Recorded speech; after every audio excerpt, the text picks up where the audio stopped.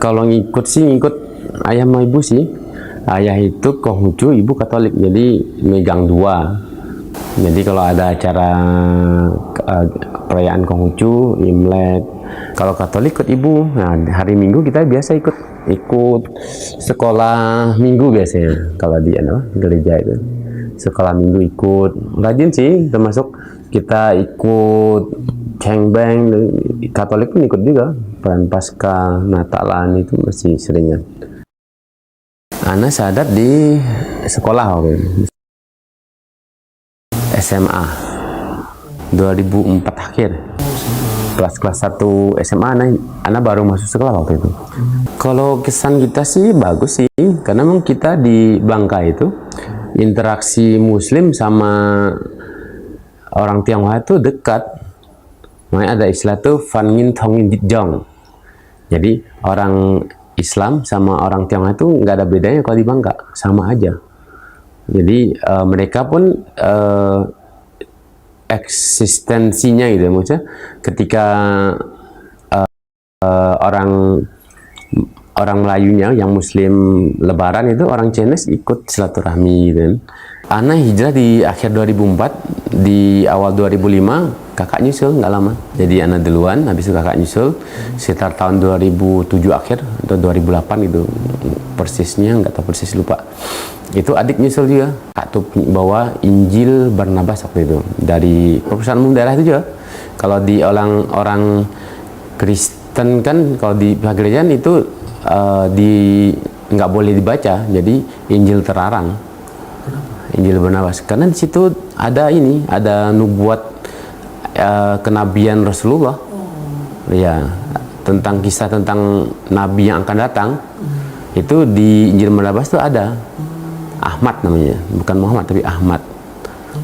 Ya, jadi kejelasan di situ. Maka kita tahu kan, oh ya di sini kan, jadi terusannya dari saat kita belajar Katolik. Oh ini Yesus pun mengatakan ya ada nabi yang akan datang.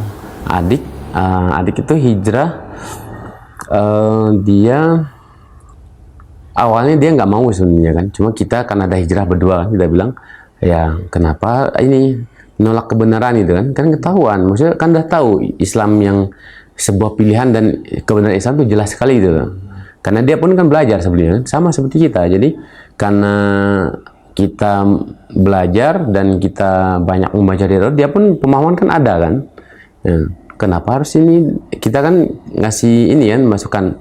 Dia pikir gini, biarlah kakak abang sama Cece yang masuk Islam gitu, aku nggak usah deh, biar aku yang ini itu beda gitu, kata dia gitu kan. Jangan, sayangnya udah tahu kebenaran Islam, kenapa ditolak kan? Kita negosiasi sama dia, akhirnya dia terpikir juga, udah tahu bener loh Islamnya, maksudnya pilihan tuh nggak ada selain Islam lagi loh gitu kan. Kita bilang ke dia kan, situ kan udah tahu kan, maksudnya kita tidak perlu pakai dalil apapun gitu, karena dia udah paham, karena kan dari literaturnya kan dia banyak sekali membaca kan. Jadi kita tinggal bilang aja, ngapain rugi loh gitu kan, nggak rugi loh gitu. Saya kata ngomong kasar kan, nggak rugi loh kalau ini. Akhirnya oh gitu, akhirnya dia ini ya hijrah juga gitu. Ya tidak susah gitu, maksudnya dakwah dia itu ya kita hanya bilang ya kan udah tahu, udah paham itu. Ya, dia udah paham, jadi kita bilang kenapa tidak diwujudkan gitu loh. Tinggal cuma gerbangnya syahadat doang, nggak susah. Alhamdulillah. Jadi di 2007 atau 2008 maksudnya. Kalau yang rasain susahnya hijrah itu Ana yang awal-awal, karena Ana yang awal duluan kan, yang membuka gerbang hijrah itu kan. Jadi yang kesulitan saat kita lagi mau sholat di kamar gitu kan, sambil buka buku gitu, buku panduan sholat itu, mau didobrak pintu gitu kan, ngapain ya gitu. Terus makan juga susah kan, makan kita dari emang komitmen kita kan dari awal pun kita udah menghindari secara makanan haram gitu. Kan ayah sering motong babi, motong anjing itu sering kan. Jadi saat kita secara mungkin secara umum tidak makan full ya maksudnya, tapi karena alat perlengkapan itu yang masih belum bisa dihindari waktu itu. Nah, perlengkapannya aja, nggak makan secara langsung, babi atau aja nggak makan secara langsung, tapi mungkin ya terkenanya ya dari perlengkapannya. Waktu kan nggak paham dengan istilah toharoh itu kan. Jadi belum terlalu banyak pemahamannya, baru hijrah kan. Jadi saya tentang harus disertu gitu kan. Salah satu pakai tanah gitu kan, 7 kali dibilas, salah satu pakai tanah kalau untuk wadah gitu kan. Kalau pulang selalu ngajak, kita ajak gitu. Cuma memang tidak bisa orang tua ya, orang tua ini kita bilang susah untuk kita dialog dengan secara ilmiah, itu susah sebenarnya. Ya kita namanya aja anaknya kan, ya dia duluan lahir gitu kan, asam garam kehidupan dia yang rasain.